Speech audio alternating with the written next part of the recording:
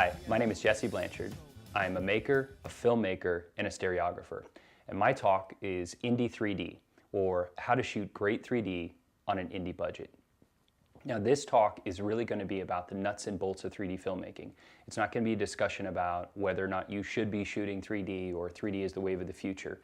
It's really going to focus on giving people the tools to actually shoot 3D themselves.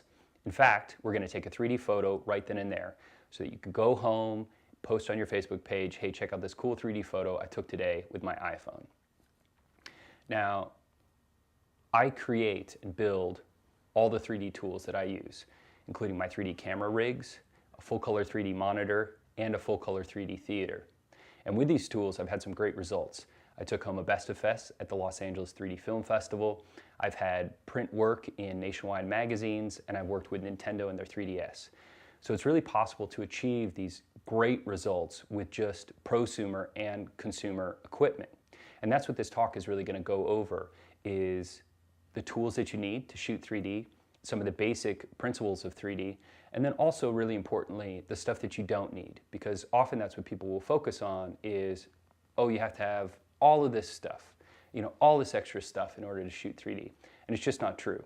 So after attending my talk, you will have a broad picture of 3D and a broad knowledge, not in a very techie way, but just in a very general way of the basic requirements that you're going to need in order to shoot 3D.